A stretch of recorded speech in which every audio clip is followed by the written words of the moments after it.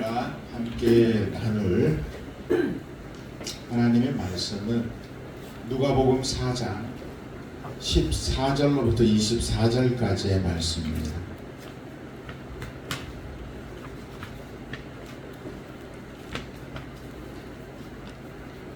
누가복음 4장 14절로부터 24절까지의 말씀, 우리 함께 하나님을 경배하는 마음으로 말씀을 교독해서 봉독하겠습니다. 예수께서 성령의 능력으로 갈릴리에 돌아가시니 그 소문이 사방에 퍼졌고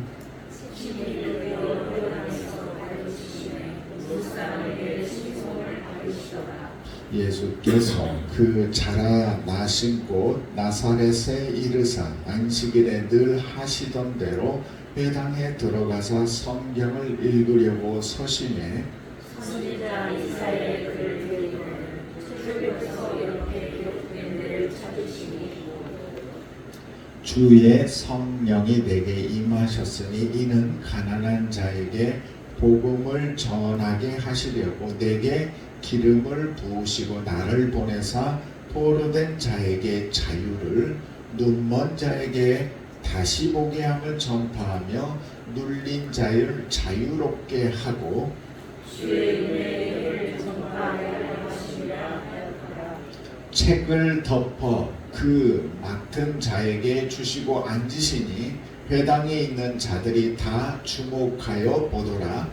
이에 예수께서 그들에게 말씀하시되 이들의 오늘 너희 귀에 음하를 내라 하시니 그들이 다 그를 증언하고 그 입으로 나오는 바 은혜로운 말을 놀랍게 여겨 이르되 이 사람이 요셉의 아들이 아니냐?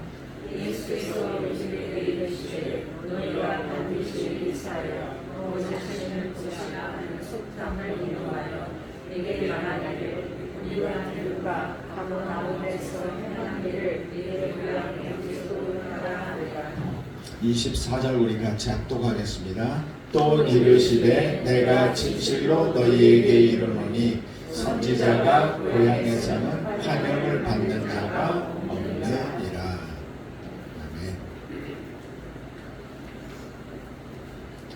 아멘. 계속해서 세계적으로 화제가 되는 영화들이 나타나고 있는 것 같아요. 한국의 영화인데 혹시 한국 영화, 애니메이션 영화 최근에 떠오르는 거 있나요? 몰라요? 뭐가 있죠? 우리 아이들 몰라요? 우리나라에서는 개봉은 안 돼 있는데 킹 오브 킹이라는 그 미국에서 이미 기생충보다 더 많은 사람이 봤다고 하죠. 그것도 있긴 해요. 근데 그보다 지금 더 전 세계가 열광하는 게 있어요. K-pop 데몬 헌터즈라는. 몰라요? 와, 바쁘게들 사시는군요. 저도 최근 한 두어 주 됐을 거예요. 근데 반응이 평범하지는 않아요. 전 세계 지금 40여 개국에서 영화 부분 1위를 차지하고 있어요. OTT 시장에서요. 우리나라 중앙박물관에 그 영화에 나오는 호랑이의 굿즈가, 닮은 굿즈가 있거든요.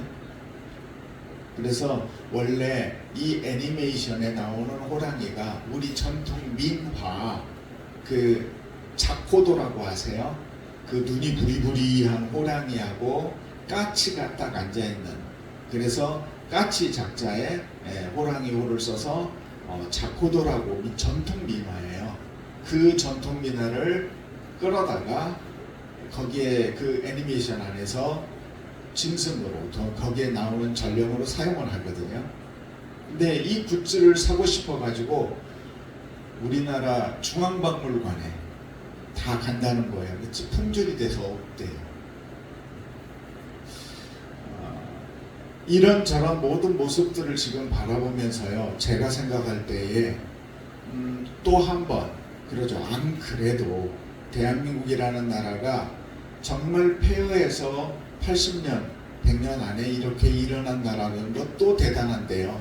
그 상황에서 또 한 번 콘돔 점프를 준비를 해야 하는 시기가 오지 않았나라는 생각을 저 개인적으로 해요. 그러면서 김구 선생이죠. 그런 말을 했던 게 기억이 나요. 네, 문화 강국, 네, 세계의 문화를 끌어가는 다른 나라를 여러분 지금은 침공하면요, 저 멀리 나라가 가만히 안 두죠. 네, 그래서 이제는 옛날처럼 싸우려면 싸우라가 아니라요, 이제는 전 세계가 개입해서 전쟁을 해서 남의 땅을 못 차지해 함부로 여러 제재를 받죠. 그런데 대신 이제는 어떤 전쟁이 있죠? 경제 전쟁이 있고 문화 전쟁이 있어요. 그래서요, 경제적으로 종속을 시키려고 하고요, 문화적으로 지배하려고 해요. 여러분 옛날 역사를 한번 쭉 보세요. 어땠나요? 우리 성경에도 나와 있어요. 한 나라가 망하면 그 망한 나라에 똑똑한 귀족들의 자제를 그 나라에서, 정복한 나라에서 데리고 가는 거 보았죠. 이스라엘 민족이 멸망하니까 바벨론에서 누구를 데리고 갔어요? 다니엘과 세 친구를 데리고 갔죠. 네, 그런 것처럼 그런 그들을 데리고 가는 이유가 뭐예요? 그들의 문화 속에서 자라게 해서요, 그 친바빌론 사상이 몸에 젖게 하는 거예요. 그리고 고국에 돌려보내면 이제는 우방국이 되는 거예요. 그런 개념으로 사람들을 지배하려고 하는데요, 지금 저는 그래요. 그다지 일본에 대하여 우리는 많은 아픔들과 엮여있는 풀어야 할 문제들이 있어요. 근데 이 문제가 쉽게 풀리지는 않을 것 같지만, 그러나 결국은 관계는 좋아진다, 이렇게 생각을 해요. 왜 그러냐면 우리 아이도 느끼는데 일본의 젊은이들이 한국을 바라보는 게 그들의 어른들과 전혀 다르다는 거예요. 그러니까 문화의 힘이 한 그 나라에서 계속해서 혐한을 외쳐도 그 혐한이 먹히지 않는 시대가 되어갔다는 거죠. 부모 간에 자식 간하고도 세대 차이 느끼고 여러분 뜻대로 안 되잖아요. 이 문화의 힘인 거예요. 집 밖에서 나오는 에너지의 힘들이 우리의 자녀들을 우리의 가풍과 이런 것들을 지켜내기가 어려운 거예요. 그러니까 지금 시대가 그렇게 바뀌어 가고 있어요. 문화의 힘이 점점 커지고 있고요. 그런데 이런 문화의 힘을 이용한 변화의 시기들이 계속 반복되고 있어요.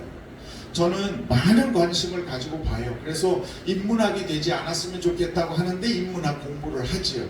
그러면서 서울대 유명한 박사들의 하는 이야기, 강연들 이런저런 이야기를 들으면요, 이제 저기 북극해가 열린대요. 지구온난화로 두꺼웠던 그 얼음층이요, 얇아졌대요. 그래서 큰 유조선이나 다른 배들이 이제는 지나갈 수 있는 상황이 되었대요. 그 짧은 거리로 이제는 그쪽으로 넘어서 유럽으로 가고 미국으로 가면 훨씬 적은 물류의 양으로 가격을 낮추어서 모든 물건들을 팔 수 있게 되는 세상이 곧 오는 거예요. 근데 그 근처에 가장 밑에 누가 있어요? 중국, 한국, 일본이 있는데 우리나라 부산이 거기가 항구가 된다면 아마 그런 것 때문에 이렇게 키우려고 하는 것 같아요. 자, 문화의 힘이 커져가고 있는 이 상황 속에서 우리가 눈을 바로 뜨고 과연 이런 곳에서 우리는 어떻게 해야 될까?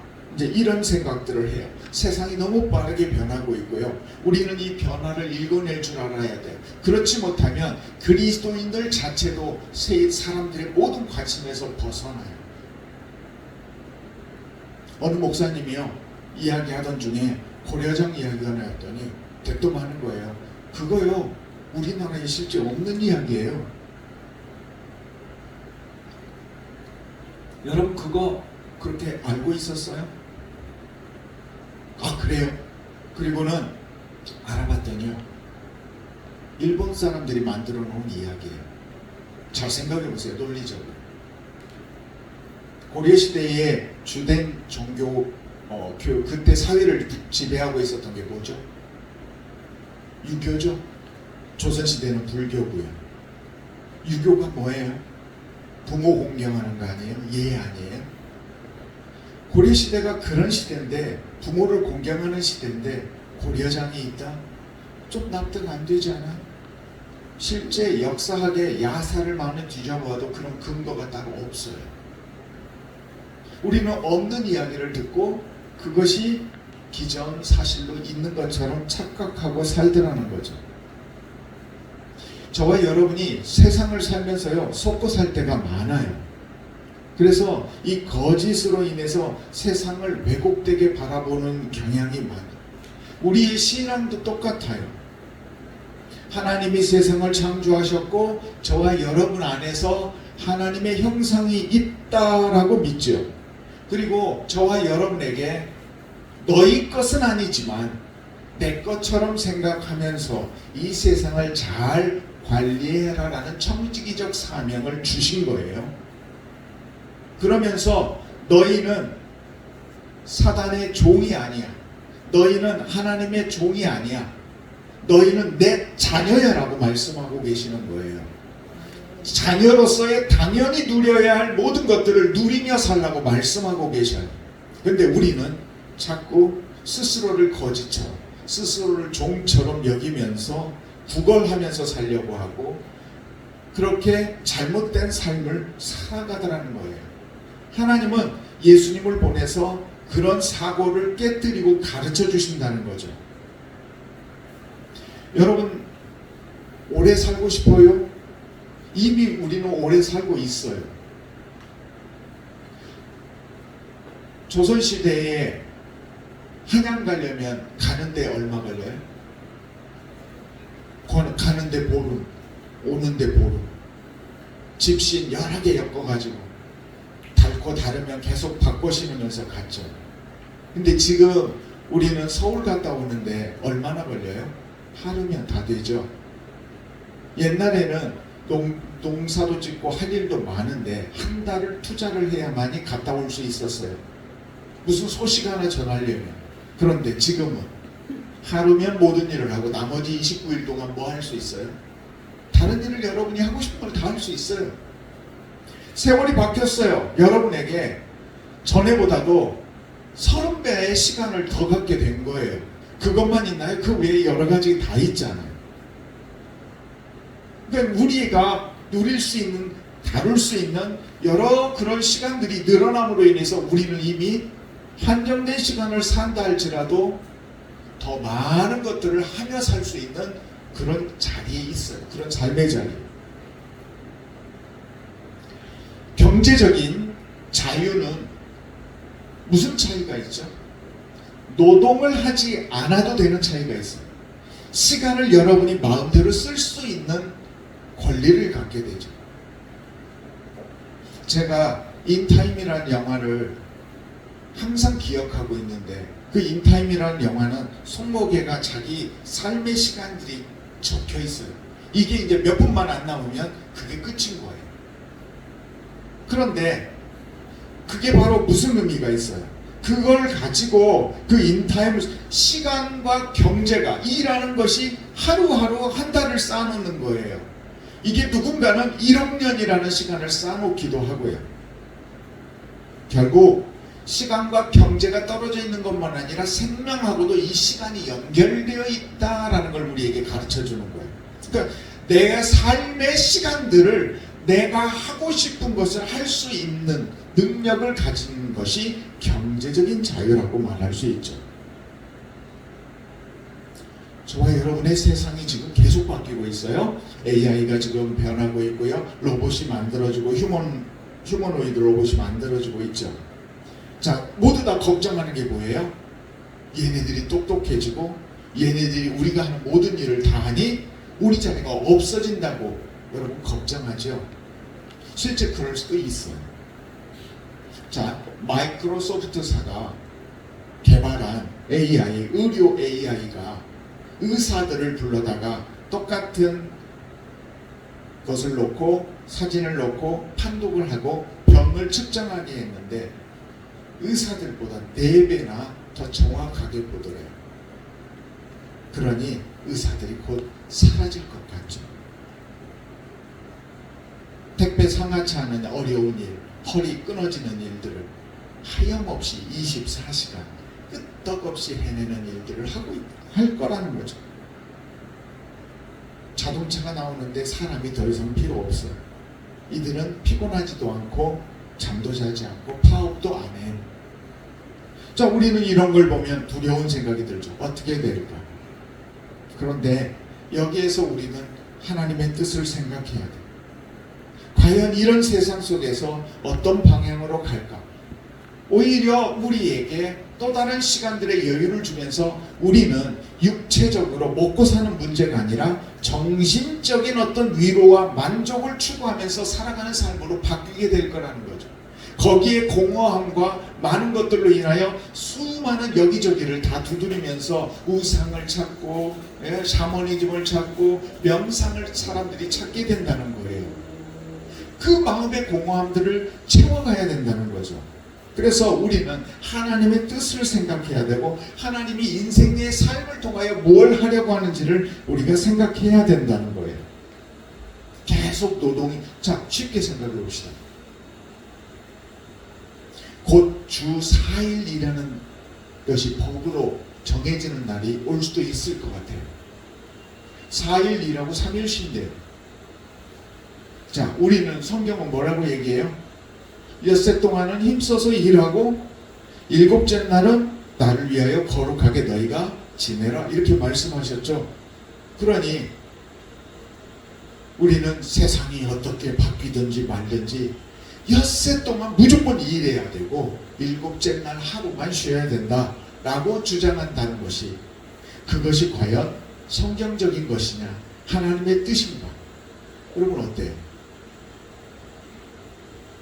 그렇다면 오히려 4일 일하고 3일 쉬면서 이제 나를 위하여 하루를 쉬던 것들이 3배로 늘어나서 3일을 쉬게 되었으니 하루는 나를 위하여, 하루는 어려운 이웃들을 위하여 내 삶의 시간을 가치 있게 쓰겠다고 한다면 오히려 엿새 일하는 것과 4일 일하는 것과 어느 게 더 나을까요? 어느 것이 과연 하나님이 기뻐하실까요? 지금도 자신들의 재능을 하나님이 주신 것으로 믿고 그 재능을 바꿀 수 없는 나라, 우리는 단돈 500원이면 구할 수 있는 그 약이 없어서 죽어가는 사람들을 살리려고 애쓰는 사람들이 있죠. 그러니까 어떻게 사느냐가 중요한 거예요. 이 상황들을 자꾸 무슨 법 바꾸려고 노력하지 말고요. 우리에게 다양한 삶의 경험들은요, 저와 여러분의 자양분이에요. 여러분의 부모님들, 여러분들이 그런 모습과 이 모든 것이, 그래서 지난주 말씀드렸었잖아요. 모든 것이 다 하나님의 은혜라고요. 우리가 경험하는 이 경험들 속에서 보지 못하는 것을 이제 보게 되었으니 하나님의 은혜인 거예요. 사람들과 세상을 설득하다가 요즘 좀 지쳤어요. 진짜 안 변하는 것 같아요. 변하지 않는 세상, 변하지 않는 사람들을 보면서 성경은 선을 행하다 낙심하지 말라, 때가 이름에 거두리라 했는데 그 말이 의심이 되더라고요. 평일에요, 카페 교회 운영하고 있는데 영업시간에 오픈 표지판을 붙여놨더니 그걸 뒤집어서 클로즈로 해놓고 가버려요. 누가 표지판에 불을 켜놔서 그래도 이 교회, 여기 카페가 운영하고 있다라고 나타내고 있는데 배터리 연결된 거기를 딱 끄고 가버려요. 저는 배터리가 다 떨어져서 그런 줄 알고요, 이렇게 꺼내려고 하면서 한번 켰더니 다시 켜져요.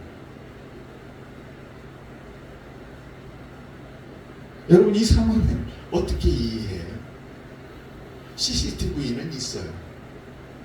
따져서 잡아볼까요? 그러니까 자, 저와 여러분이 살아가고 있는 이 세상이 그래요. 그러면서 저는 그 순간에 이런 생각들을 해요. 노아는 어떻게 살았을까? 잘 생각해 보세요. 노아 시대에 아주 악한 사람도 있겠지만 적당히 악한 사람도 있었을 거라고 생각한다면 하나님이 과연 노아만 구원시켰을까요? 하나님이 보시기에 홍수로 심판해서 죽어도 합당하다고 여겼기 때문에 노아와 그의 가족만 구원하신 게 아닐까요? 그죠? 또 다른 의인이 있다면 하나님은 그를 노아처럼 구원해야죠. 근데 그런 사람이 없대요. 없단 얘기는 노아가 거꾸로 생각해 보세요. 얼마나 살기 힘들었을까요? 믿음 지키며 살기가 얼마나 힘들었을까요? 그러니까 노아 생각하면서 참자. 저와 우리 기도원 교우들이요, 사람을 보면 시험 들 것 같아요. 계속 또 물에 빠져 잠길 것 같아요. 예수님 보면 물 위를 걸을 수 있는 것처럼 우리가 파도를 보지 말고 주님을 바라보면서 이 세상을 이기는 삶을 주님 만날 때까지, 그날까지 살아가야 되는 것 같아요. 그런 면에서 저와 여러분이 기존에 지금 가지고 있는 많은 것들에 대하여 저는 계속 깨트리고 있는 중인 것 같아요. 근데 여러분들도 고정관념, 세상적인 가치관, 신앙 안에서 가졌던 생각들, 과연 이것들을 한번 또 깨트려 보라는 거예요. 맞아요. 맞는 거, 정확한 게 옳은 것 같아요. 근데도 한번 깨트려 보세요. 그리고 다시 지어보세요. 그리고도 그게 똑같은 모양이 된다면 그거 옳은 거죠. 그래서 교육 용어에 스티그마라는, 우리 스티그마 말고요, 아무튼 교육 용어에도 있어요. 무너뜨리고 또 세우고 무너뜨리고 또 세우고, 아이들은 배우면서 이런 건가 보다 했다가 또 아니네, 더 많은 정보를 봐서 다시 조합하는 거예요. 우리가 성경과 지나가는 역사와 이 세상을 하나님의 계심을 증명하고 있어요. 저는 그게 보여요. 그래서 하나님이 내게 어떻게 말씀하시는지 각자의 분별력을 가지고 그걸 분석하는 거예요. 근데 하나님은 한 분이신데 그 하나님을 어디에서 어떻게 바라보느냐에 따라서 각자의 영적 분별력에 따라서 보이는 모습들이 달라요. 우리의 인류의 숫자만큼 다른 것 같아요. 그러다 보니 구약 시대의 하나님과 신약 시대의 하나님이 다르고 오늘의 하나님이 다르게 보여요. 하나님이 변한 게 아니라 하나님은 그대로인데 다르게 보인다. 그래서 신학이 필요해요. 이건 변증이에요. 이 시대에서 그런 하나님은 이렇지 않냐? 아니요. 거기에 대하여 하나님은 이런 입장이에요 라고 우리가 말하는 거예요. 그래서 그걸 드러내야 되는 거죠.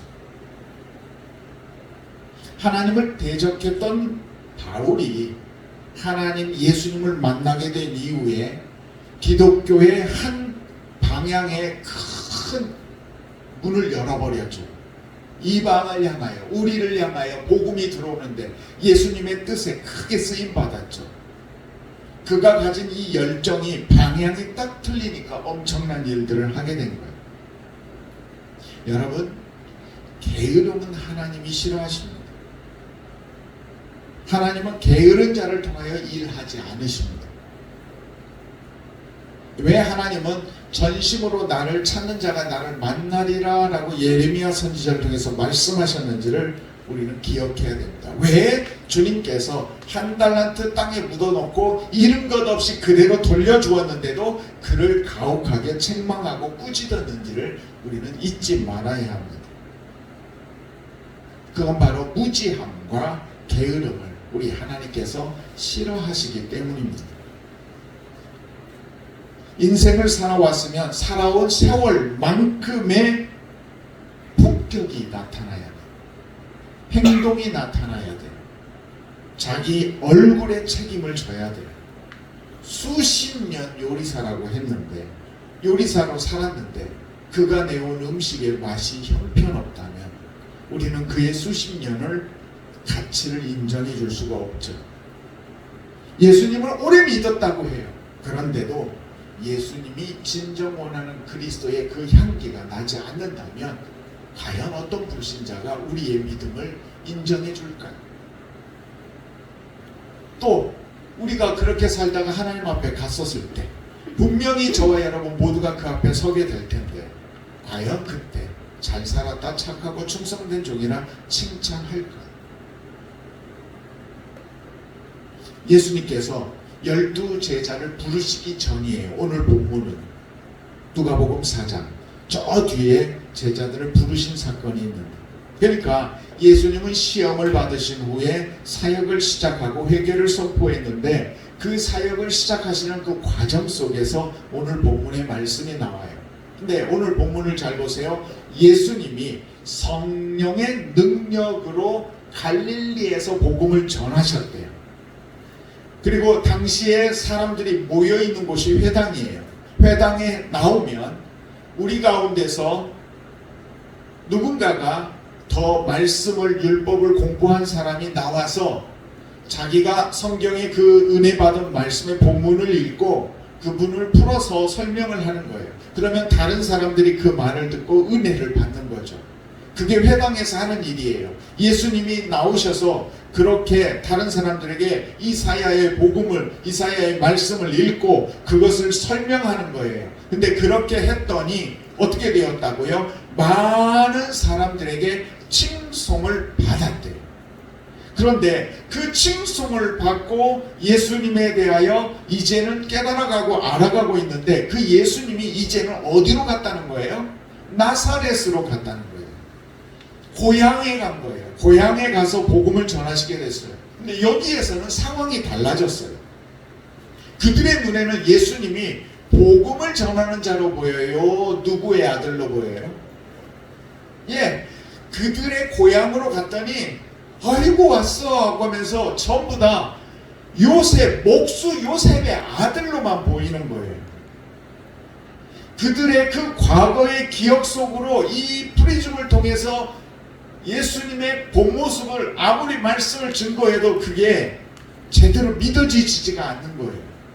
받아들이지 않는 거예요. 그래서 예수님께서 그 말씀을 전하면서 이야기를 하는 거죠. 선지자가 고향에서는 환영을 받지 못한다. 다른 복음서에서는요, 그러다 보니까 그들이 믿지 아니함으로 인하여 이적을 베풀어도 내 믿음대로 될지어다 했는데 그들이 믿지 아니함으로 이적이 적었다고 얘기해요. 그러면서 오늘 본문에 보면 오늘 본문 뒤에 이야기해요. 너무 길어서 또 뺐는데요. 뒤에 보면은요, 예수님께서 비유로 두 가지 비유를 말씀하셔요. 엘리야 때 모두가 가뭄 속에 있었다. 그때 은혜를 입은 사람은 누구지? 사렙다 과부 한 사람이었다. 엘리야의 은혜를 입은 사람은. 자, 엘리사 때는 어땠지? 여러 문둥병자들이 있었는데 그 중에 아람 사람 나아만만 고침을 받았다라고 얘기해요. 무슨 이야기예요? 깨뜨리고 믿음으로 고백하고 자기의 마지막 남은 음식을 나와 내 아들이 먹고 죽을 거예요 라고 하는데 그걸 당신에게 달라고 하는데 줄 수 있는 믿음, 이런 믿음. 우리나라에도 좋은 강이 많이 있는데 그 강에서 씻으면 될 텐데 요단강 그렇게 막지도 않은데 여기서 7번을 씻으라고 하는데 이건 날 무시하는 거 아니야 라고 했지만 거기에 그대로 순종하고 따라서 행했던 그의 믿음 보고 그의 몸이 어린아이의 살결같이 되었다는 거죠. 여러분, 우리가 살아가는 이 삶 속에서 이 변화를 보고 읽고 그걸 받아들이는 능력이 우리 안에 각자가 있는데 모두가 다 받는 건 아니라는 거예요. 저는 여러분에게 계속해서 여러분 스스로를 깨뜨리고 다시 지고 깨뜨리고 다시 지으라는 거예요. 그 일을 끊임없이 해야 돼요. 학교 갔다 학생 때 젊어서 아니요. 우리는 주님 앞에 갈 때까지 공부해야 돼요. 성경도 읽어야 돼요. 세상도 보는 눈도.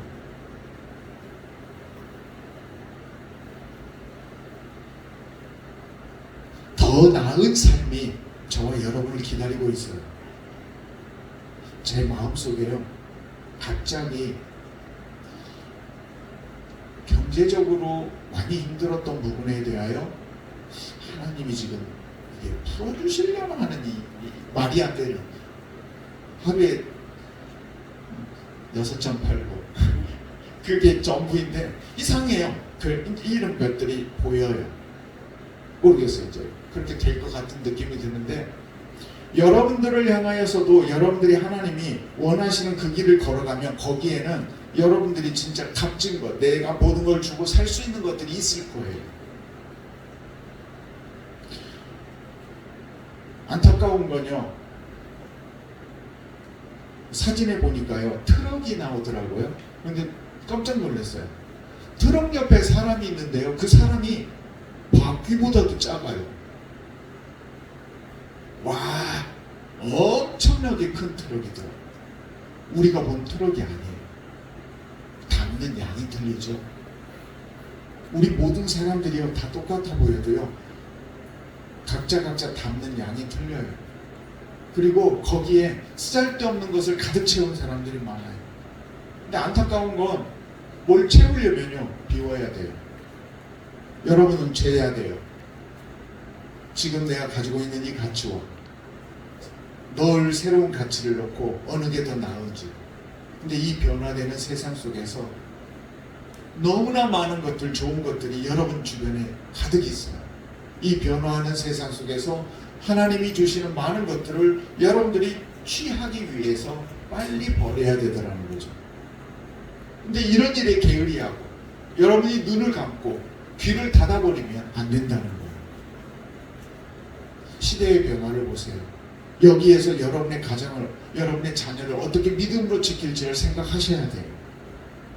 하나님은 여전히 살아계시고 하나님의 그 뜻 안에서 우리가 부름 받았어요.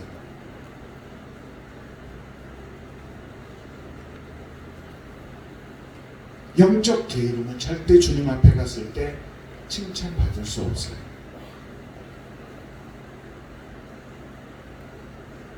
다른 곳에서 희망을 찾는데 진짜 희망이 되는 예수님 안에, 예수님에 대해서는 점점 사람들의 관심이 멀어져 가고 있는데, 가만히 보면 그 책임이 우리에게 있다.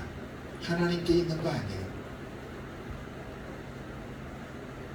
예수 믿고 복 받는 것에 대한 보상과 감사로 우리는 복음을 전해야 돼요. 내가 믿는 하나님이 이렇습니다.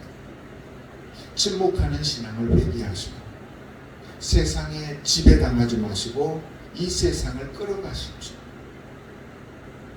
하나님은 저와 여러분이 이 땅에서 주인공의 역할을 감당하기를 원하십니다. 여러 버려야 될 것들 버리지 못하고 붙잡고 있지 마시고, 예수님이 오셔서 복음을 전하셨는데 목수의 아들로만 보이는 그 관점에서 우리가 깨어지지 않으면, 우리의 삶에서 얻는 많은 것들이 달다 하고 삼키기만 하고 그것만 빠져 있으면 결국 우리는 가장 귀한 것을 잃게 될 수 있다는 것을 잊지 마시기를 바랍니다. 여러분의 삶의 자리에 더 분별하고 고정관념을 깨뜨리면서 믿음 안에 새로워지는 우리 기도원 가족 모두가 되시기를 예수님의 이름으로 축복합니다. 아멘. 기도드리겠습니다. 아버지 하나님,